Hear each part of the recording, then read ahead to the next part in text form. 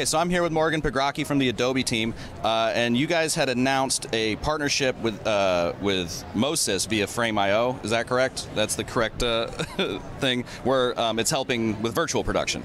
Correct, yes.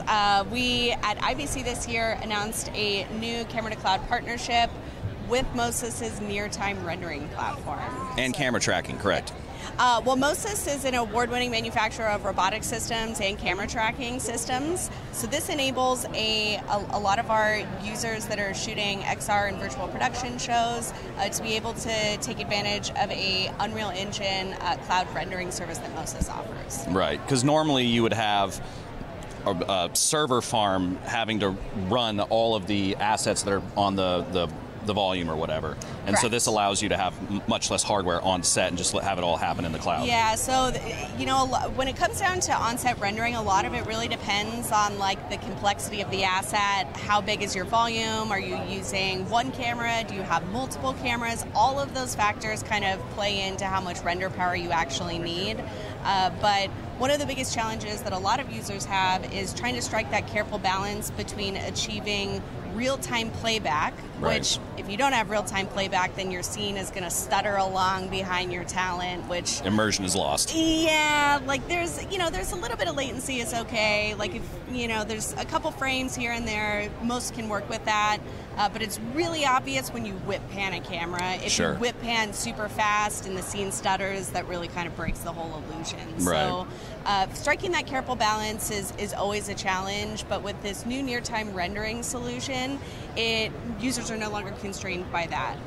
You're able to have a lower res asset that's maybe not as photorealistic on set, but you still get to take advantage of all of the real-time lighting and reflections on your talent, so you Right. still maintain that illusion of being in that environment, except when the camera cuts, that's going to initiate a cloud render of a higher fidelity, more photorealistic composite image that's going to arrive in a neatly organized Frame.io project. So Right. what that means is that you might have collaborators that aren't on set. Maybe they're in another state, another country. All of those users can watch those scenes come in through a Frame.io project in real time. And as we all know, a lot of virtual production and XR stages are super expensive. Well, Yeah. Most are expensive. They're definitely not More than cheap. average, yeah. Yes. So making sure that you have that coverage is really, really critical. And so being able to have that confidence that you have the coverage you need on set the day of is really crucial. So we're really excited about this partnership. We think that this is really going to help democratize who has access to a lot of virtual production and XR type technology. And we're excited for what's to come. Sure. So that democratization comes from needing less hardware power on set, where that could be incredibly expensive. It can be incredibly expensive, and this is kind of a little bit of a scale here. It really, the rendering service depends on the size and scale of the asset you're using. So and how many cameras you're using. If you have a set where you have multiple frustums, that requires additional render power to consider as well. But this solution really just enables more flexibility. So totally, that's what we're excited about. I should mention, because it confused me, the higher assets that are then dropped into your footage are enabled because you have tracked the camera. Yes, camera tracking is always required for 3D generative content. And the viewport window behind your talent becomes a green screen, and everything else is a lower res asset that can have real-time playback, so you still get the reflections, and then the compositing happens in the cloud, so when you get the footage, you have the high res asset where the green screen was. Yes, but it also works on green screen as well. So just normal green screens. Normal green screen. So Lovely. so think like normal simulcam work. Usually the footage that you would be getting on your media is just actors on a green screen. Right. But now you can actually get a composite image a lot faster than you probably would have before with the NearTime rendering solution as well. So that's super cool. And the other thing we've talked about using camera to cloud this whole time and trying to sell people on the idea of it is not only is it really convenient for your editor, and especially when you're syncing like sound or composited Unreal assets, but also it's another backup.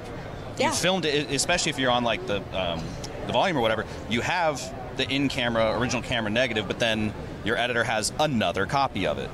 which is just like a little bonus, which is I personally like, because I just had a card corrupt on me the other day and I can't seem to get anything. But if I had Camera to Cloud, yeah, it is. You know, it's a safety net, and I think with virtual production specifically, time is money on set, and being able to have that confidence that you have the shots you need is crucial. You know, back in the day, a lot of people would have a really hard time in post once they got their green screen footage back.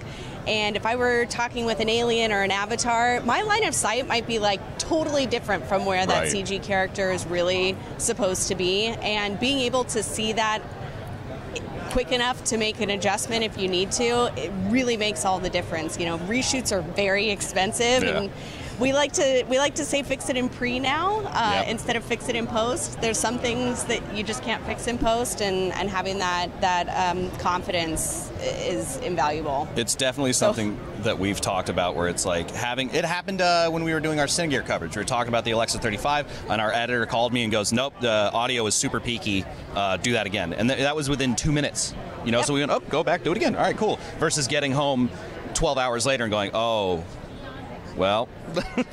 Exactly. I think and especially, you know, in a post-COVID world, a lot of people are collaborating from places that they might not normally be collaborating from. Totally. I don't think a lot of people are going back to the office anytime soon. So we're really also helping to enable a lot of folks collaborate when they're not on set. You know, not everybody has to be on set now. You can watch some of these clips come in near time. Yeah. Well, and you know, having film production be ostensibly work from home is going to be a quality of life boost across the board. Yes. Yes. Film production can be brutal. Yeah. Are there any productions that you are allowed to name that are using this technology at the moment? Or I can't name any yet, but I can tell you that it's been used on several productions to date, and we're excited for more. All right, Morgan, thanks so much for talking to me. Really appreciate it. My pleasure. And Thanks for having me. It's very fascinating technology that I'm excited to learn more about. We are too. Thanks.